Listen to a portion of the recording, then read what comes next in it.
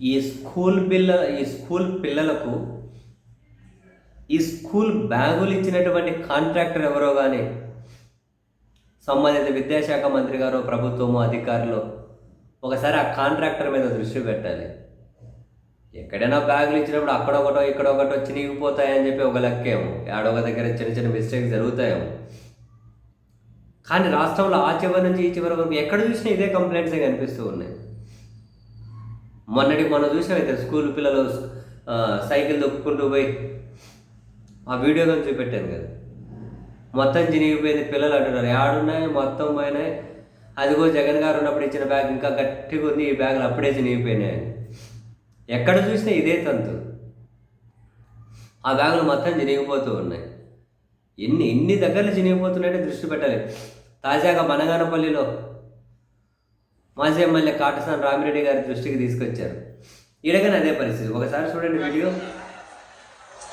ఇప్పుడు ఈ యొక్క స్కూల్ బ్యాగులు కేవలం ఈ జూన్ 12వ తేదీ నెల కూడా కావడం లేదు.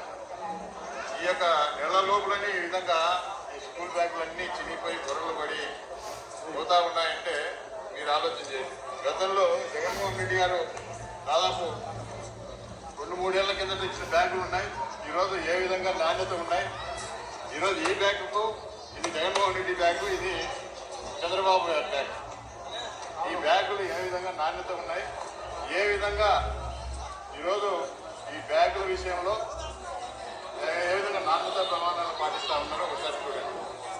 మరి ఈరోజు ఇవన్నీ కూడా కేవలం కమిషన్లకు కొట్టుపడి ఈరోజు ఈ యొక్క నాణ్యమైన బ్యాగులు ఇవ్వకుండా ఈరోజు ఈ విధంగా విద్యార్థుల విషయంలో కూడా కడుపు కొడతా ఉన్నారు. వాళ్ళకి ఇచ్చే ఫుడ్ కూడా నాణ్యతా ప్రమాణాలు పాటించకుండా చేయడం జరుగుతూ ఉంది. కాబట్టి ఈరోజు ప్రజలన్నీ ఈ వైసీపీ మాజీ ఎమ్మెల్యే గారు ఒక సీరియస్ విమర్శ చేశారు. కాంట్రాక్టర్ల దగ్గర కమిషన్లకు కక్కుర్తిపడి నాణ్యమైన బ్యాగులు ఇవ్వడం లేదు అని. దాన్ని మనం చాలా సీరియస్ నోట్ కింద తీసుకోవాలి. ప్రభుత్వం ఆ విమర్శను పరిగణలోకి తీసుకోవాలి నిజంగా. ఎందుకని ఆయన తేడా చూపెడుతున్నారు. జగన్ గారి హ్యాబిట్ అట్లా ఇచ్చారు, ఇప్పుడు చూడండి బ్యాగుల నాణ్యత చూడండి అని. మరి నాణ్యత విషయంలో ఎందుకు రాజీ పడ్డారు? ఒకసారి పోనీ ప్రభుత్వం ఆర్డర్ ఇచ్చినప్పుడు ఒక రకమైన క్వాలిటీ ఇస్తే వీళ్ళు ఏమన్నా క్షేత్రస్థాయిలో మరో రకం డెలివరీ చేస్తున్నారా? వీటి మీద దృష్టి పెట్టాలి. పిల్లల బ్యాగులు అప్పుడే చినిగిపోవడం ఏంటి? ప్రభుత్వ సొమ్ము ఎట్లంటే అట్లా దుబారా కావద్దు కదా. నేను తప్పేం లేదు కదా వీటి మీద దృష్టి పెడితే. చాలా చోట్ల చినిగిపోయావు. సార్ రివ్యూ చేయండి విద్యాశాఖ మంత్రి గారు.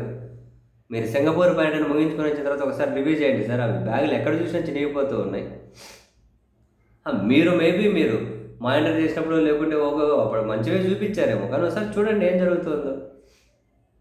చాలా దారుణంగా ఎక్కడ చూసినా ఇవే కంప్లైంట్స్ ఉన్నాయి, చినిగిపోయాయి. అందరూ మీ దృష్టికి తీసుకురాలేరు కదా. చాలామంది చేస్తూ ఉన్నారు. రాష్ట్రంలో అందరూ తీసుకురాలేరు కదా. కానీ దారుణమైన బ్యాగులు ఇచ్చారమ్మా, సీరియస్లీ.